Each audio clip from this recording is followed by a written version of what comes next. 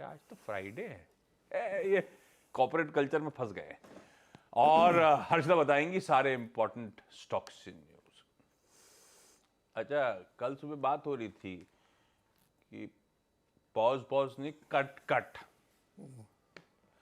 और आज सारे ग्लोबल लीडिंग अखबारों की हेडलाइन यही है। इवन यूएस के Fed is moving towards a cut, जो कल सुबह यहीं पे 7 बजे एनालिस्ट से बातचीत हुई थी। ये उसी का रब ऑफ है यूएस के बाजारों में। क्या पूरा वही रब ऑफ है। एक जबरदस्त रैली बनी, मतलब फेड के डिसीजन वाले दिन से ज्यादा कल तेजी थी।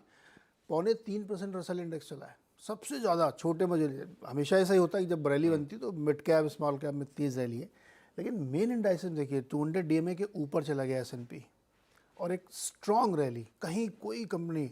और बॉन्ड्स में जो है ज़बरदस्त बाइंग, यूएस, यूके, यूरोप के सारे और देशों में bond buying, government bond buying. इसीलिए यील्ड बॉन्ड बाइंग का मतलब क्या हुआ? सब ऐसा तो नहीं इक्विटी से जगह सेफ्टी तलाशने चले गए? इसी नहीं, उनको लग रहा है कि इस बढ़ाव पे आप खरीद लीजिए कि रेट बढ़ना संभव नहीं है, पीक हो गया है। तो आपको जो करंट बेस्ट प्राइस का मिल रहा है उसको लीजिए, लपक लो। तो जब लपक रहे हैं तो देखिए सामने आप ठंडी पड़ रही है, गिरा के 4.6 पे आ गया यूएस का 10 ईयर।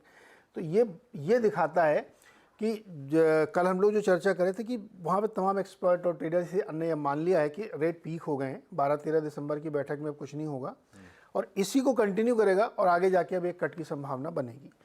यही वजह थी कल एक बहुत ही बढ़िया रैली बनी। क्रूड में कोई उछाल का कोई फर्क नहीं था, कल पूरा प्ले इसी के इर्द गिर्द घूमता रहा है।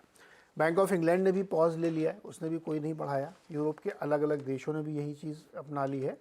तो कल की पूरी कहानी ये थी कि और ठीक से उसका इंटरप्रिटेशन हुआ, उसके बाद चला।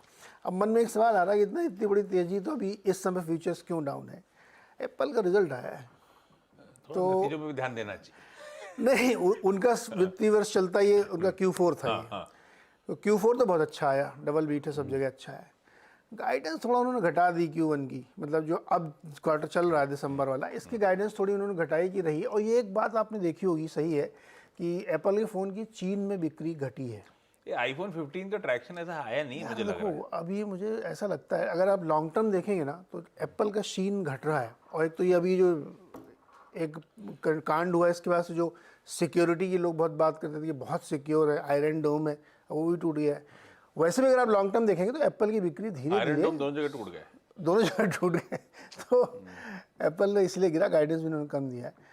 तो जो आप इस समय जो मार्केट में नरमी देख रहे हो उसका कारण सिर्फ ये है, और ये सब पलट जाएगा अभी आप जब मार्केट खुलेगा तो। फ्राइडे अगेन बहुत बढ़िया रहेगा यूएस में, कोई प्रॉब्लम नहीं। भाई हफ्ते की शुरुआत में बातचीत हो रही थी ग्लोबल संकेत देखे कि मन कुछ काहे करे ना करे, कुछ मंथी मत करिएगा इस बाजार, बस आप शॉर्ट करिए मत जाइए, वरना पूरा हफ्ता उसी ने डिफाइन किया। चाहे वो फेड मीट, वो बड़ा सा हवा पचा लिया हमने, उस दिन भी तेजी, उसके बाद भी तेजी के संकेत, मंथी नहीं करनी थी। और अब शायद बाजार प्राइस इन कर रहा है उस फेड के आउटकम को ब्यूटीफुली, जिस पे अब हम खुलते ही रिएक्ट करेंगे।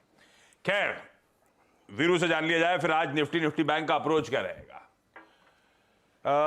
वीरू, क्या करा जाए? बढ़िया ग्लोबल संकेत, 100 पॉइंट के गैप अप की तैयारी। हम उसी पॉकेट को हिट करेंगे जो एक स्टिफ रेजिस्टेंस मान रहे थे 200-250 के आसपास, और इसी पॉकेट से मेरे ख्याल से परसों नरसों कूल ऑफ भी हुए थे, 223-233 के जोन्स थे।